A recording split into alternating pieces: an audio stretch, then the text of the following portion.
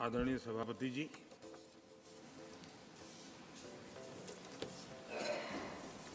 हर 2 वर्ष के बाद इस सदन में इस प्रकार का प्रसंग आता है, लेकिन ये सदन निरंतरता का प्रतीक है। लोकसभा 5 साल के बाद नए रंग रूप के साथ सज जाती है। ये सदन हर 2 वर्ष के बाद एक नई प्राण शक्ति प्राप्त करता है, एक नई ऊर्जा प्राप्त करता है, एक नए उमंग और उत्साह का वातावरण भर देता है। और इसलिए हर 2 साल में जो होने वाली विदाई है, वो विदाई एक प्रकार से विदाई नहीं होती है। वो ऐसी स्मृतियों को यहां छोड़ करके जाते हैं, जो स्मृतियां आने वाली जो नई बैच होती है, उनके लिए ये अनमोल विरासत होती है। जिस विरासत को वो यहां अपने कार्यकाल के दरमियान और अधिक मूल्यवान बनाने का प्रयास करते हैं। जो आदरणीय सांसदगण अपने कुछ लोग जा रहे हैं, हो सकता है कुछ लोग आने के लिए जा रहे हो और कुछ लोग जाने के लिए जा रहे हो। मैं विशेष रूप से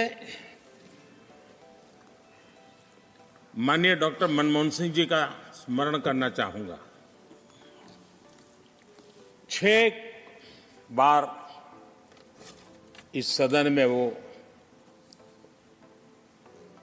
अपने मूल्यवान विचारों से और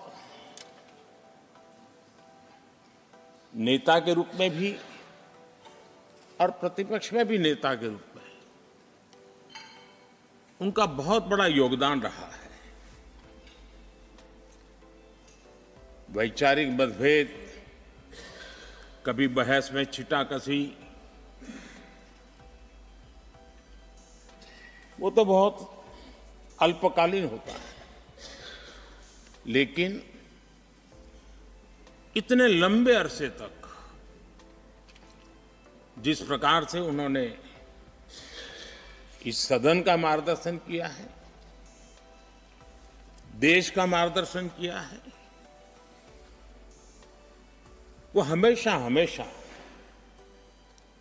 जब भी हमारे लोकतंत्र की चर्चा होगी, तो कुछ माननीय सदस्यों की जो चर्चा होगी, उसमें माननीय डॉक्टर मनमोहन सिंह की योगदान की चर्चा जरूर होगी।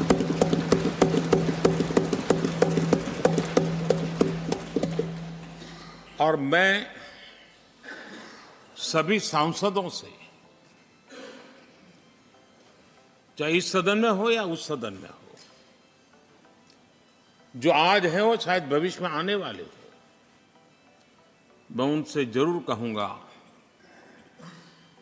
कि ये जो माननीय सांसद होते हैं, किसी भी दल के क्यों न हो, लेकिन जिस प्रकार से उन्होंने अपने जीवन को कंडक्ट किया होता है, जिस प्रकार की प्रतिभा के दर्शन उन्होंने अपने कार्यकाल में कराए होते हैं, उसका हमने एक गाइडिंग लाइट के रूप में सीखने के लिए प्रयास करना चाहिए। मुझे याद है उस सदन के अंदर लास्ट कुछ दिनों में एक वोटिंग का अवसर था, विषय तो मैं छूट गया मेरा, लेकिन पता था कि विजय ट्रेजरी बैंक की होने वाली है। अंतर भी बहुत था, लेकिन doctor Manmohan Singh ji wheel chair में आए, वोट किया एक सांसद अपने दायित्व के लिए कितना सजग है, उसका वो उदाहरण है। वो प्रेरक उदाहरण था। इतना ही नहीं, मैं देख रहा था कभी कमेटी के चुनाव हुए, कमेटी मेंबर्स के, वो व्हीलचेयर में वोट देने आए।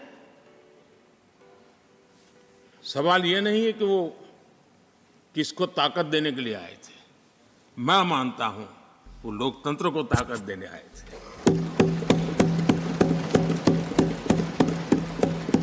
और इसलिए आज विशेष रूप से मैं उनके दीर्घायु के लिए हम सब की तरफ से प्रार्थना करता हूं। वे निरंतर हमारा मार्गदर्शन करते रहें, हमें प्रेरणा देते रहें। आदरणीय सभापति जी, जो हमारे साथी नए दायित्व की ओर आगे बढ़ रहे हैं, इस सीमित विस्तार से एक बड़े विस्तार की तरफ जा रहे हैं, राज्यसभा से निकल करके जनसभा में जा रहे हैं, तो मैं मानता हूं उनका साथ, यहां का अनुभव, इतने बड़े मंच पर जा रहे हैं, तब देश के लिए एक बहुत बड़ी पूंजी बनकर के निकलेगा।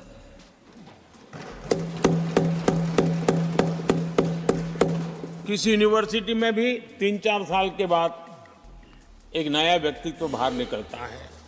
ये तो 6 साल की विविधताओं से भरी हुई है, अनुभव से घड़ी हुई एक ऐसी यूनिवर्सिटी है जहां 6 साल रहने के बाद कोई भी व्यक्ति ऐसा निखर करके निकलता है, ऐसा तेजस्वी बन करके जाता है, वो जहां भी रहता है, जिस भूमिका से रहता है, वो अवश्य हमारे कार्य को अधिक ताकतवर बनाएगा, राष्ट्र के काम को गति देने का सामर्थ्य देगा।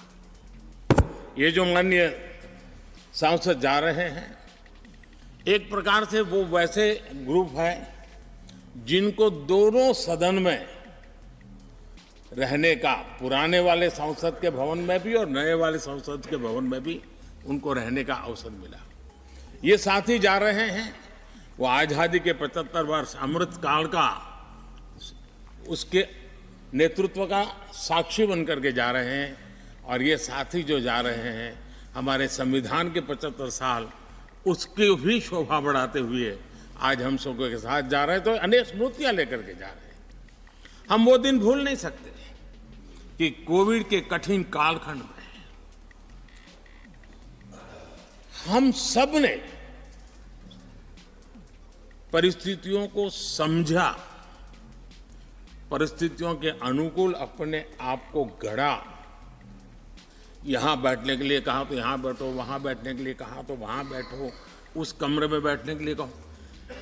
किसी भी दल के किसी भी सांसद ने ऐसे विषयों को लेकर के देश के काम को रुकने नहीं दिया।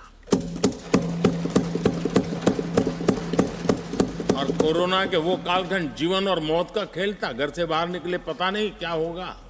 उसके बाद भी माननीय सांसदों ने सदन में आकर के देश की जिम्मेवारियों को निभाया, देश को आगे बढ़ाया।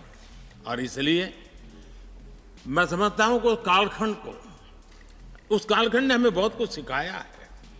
संकटों के बीच भी भारत की संसद में बैठे हुए व्यक्ति कितने बड़े दायित्व को निभाने के लिए कितना बड़ा रिस्क भी लेते हैं और कितनी कठिनाइयों के बीच में काम भी करते हैं, इसका अनुभव भी हमें हुआ। सदन में खट्टे मीठे अनुभव भी रहे। हमारा कुछ दुखद घटनाएं भी रही। कोविड के कारण हमारे कुछ साथी हमें छोड़ के चले गए, आज वो हमारे बीच नहीं है। वो भी सदन के इसी कालखंड के कुछ प्रतिभाएं थी जो हमारे बीच से चली गई। वो एक दुखद घटना को हमने स्वीकार करते हुए भी हम आगे बढ़ते रहे। और भी ऐसी कुछ घटना हुई, कभी कभी फैशन परेड का भी हमने दृश्य देखा। काले कपड़ों में सदन को फैशन शो का भी लाभ मिला। तो ऐसी विविधताओं के अनुभव के बीच हमारा कार्यकाल बीता। और मैं तो अब खरगे जी आ गए हैं तो मेरा एक धर्म तो निभाना ही पड़ता है मुझे। कभी कभी कुछ काम इतने अच्छे होते हैं जो बहुत लंबे समय तक उपयोगी होते हैं। हमारे यहाँ कोई बच्चा कुछ अच्छी चीज कर लेता है, कोई बच्चा अच्छे कपड़े वपड़े पहन करके अवसर के लिए तैयार होता है तो परिवार में एक आध स्वजन आ जाता, अरे किसी की नजर लग जाएगी, इसको काला टीका कर दो, तो ऐसे काला टीका कर देते हैं। आज देश पिछले 10 साल में समृद्धि के नए नए शिखर सर कर रहा है। एक भव्य दिव्य वातावरण बना है, उसको नजर न लग जाए इसलिए काला टीका करने का आज प्रयास हुआ है। मैं उसके लिए भी खरगे जी का बहुत धन्यवाद करता हूं, ताकि इस हमारी प्रगति की यात्रा को कोई नजर न लग जाए। ये नजर न लग जाए इसलिए आपने आज जो काला टीका किया है, मैं तो सोच रहा था सब काले कपड़ों में आएंगे, लेकिन शायद काला जोदू खिंचते खिंचते खिंचते ब्लैक पेपर तक चला गया है। लेकिन फिर भी मैं उसका भी स्वागत करता हूं, क्योंकि जब भी अच्छी बात होती है काला टीका नजर न लग जाए इसलिए बहुत जरूरी होता है। और उस पवित्र काम को, और आज जिस उम्र के हैं उस व्यक्ति जब ये काम करता है तो जरा अच्छा रहता है। तो मैं इसके लिए भी आपका आभार व्यक्त करता हूं।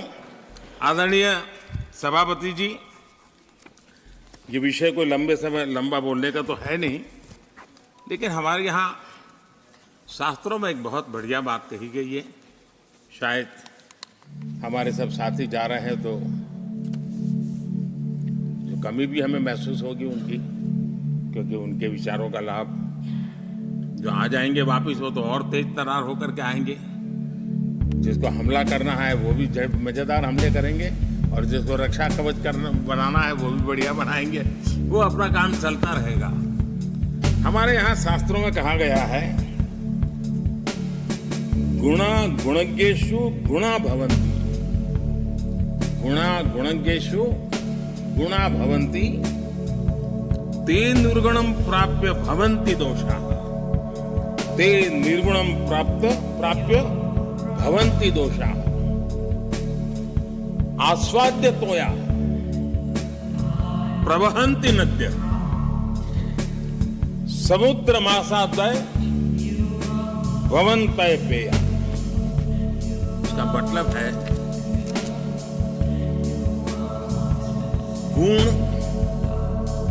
गुणी लोगों के बीच रहकर गुण होते हैं। जो गुणी लोगों के बीच रहने का मौका मिला तो उनके साथ रहने से हमारे भी गुणों में बढ़ोतरी होती है। निर्गुण को प्राप्त करके वो दोष युक्त हो जाते हैं। गुणियों के बीच में बैठते तो गुण तो बढ़ जाता है, लेकिन गुण ही नहीं है तो दोष बढ़ जाते हैं। और आगे कहा है, नदियों का जल तभी तक पीने योग्य होता है जब वो बहता रहता है। सदन में भी हर 2 साल के बाद नया प्रवाह आता है, और जब तक बहता रहता है, लेकिन नदी कितनी ही मीठी क्यों ना, पानी कितना ही स्वादिष्ट क्यों ना, लेकिन जैसे ही समुद्र से मिल जाती है वो किसी काम की रहती नहीं है। उसमें दोष आ जाते हैं, दोष युक्त हो जाते हैं, और इसलिए समुद्र को प्राप्त करने के बाद पीने योग्य नहीं रहता। मैं समझता हूँ ये संदेश हर एक के जीवन में प्रेरक रहेगा। इसी भावना के साथ जो साथी समाज जीवन के एक बहुत बड़े फलक पर जा रहे हैं, इस जीवंत यूनिवर्सिटी से अनुभव प्राप्त करके जा रहे हैं, उनका मार्गदर्शन, उनका कर्तृत्व राष्ट्र के काम आएगा, नई पीढ़ी को प्रेरणा देता रहेगा। मैं सभी साथियों को हृदय से अनेक अनेक शुभकामनाएं देता हूं। बहुत बहुत धन्यवाद।